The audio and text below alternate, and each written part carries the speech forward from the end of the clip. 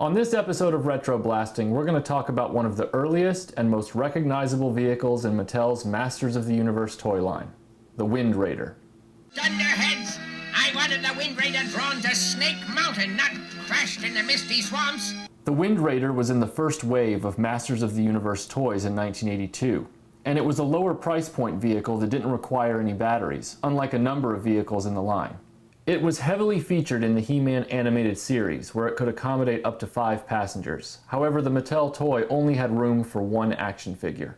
There really isn't much to the Wind Raider. It has 3 wheels, so it rolls along the ground. It's got a moving rudder. It has a somewhat awkward retractable grappling hook.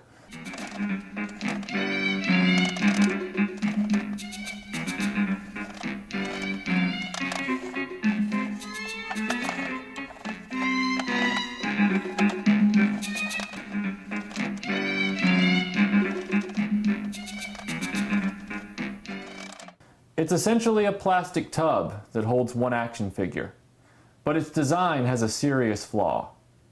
The wings.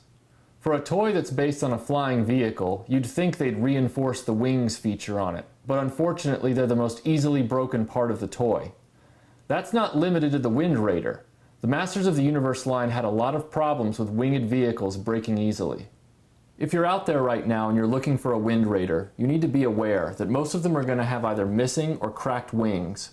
And the reason for this is that the post that attaches the wing to the fuselage is under-engineered.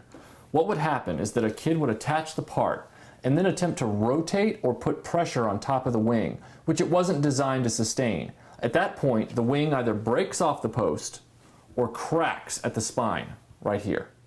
So when you're out there, you're probably going to find that most of the Wind Raiders have missing wings or cracked spines along the wings, so keep that in mind. As I mentioned earlier, this wasn't limited to the Wind Raider alone. The Talon Fighter on the Point Dread playset also had this problem.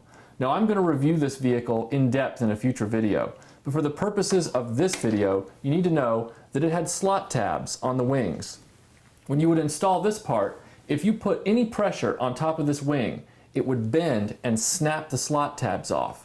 So be prepared with Masters of the Universe vehicles that are airplanes that they're going to have broken wings that you need to replace. I'm not going to lie to you, the Wind Raider is a tough call. There just really isn't a lot going on with this toy. It's just a green plastic tub with some wings and a rudder, and it's very easily broken. So if you put it on display, you better make sure gravity's not around because it's going to get cracked. And if you put it in storage, you're going to have to take the wings off very carefully.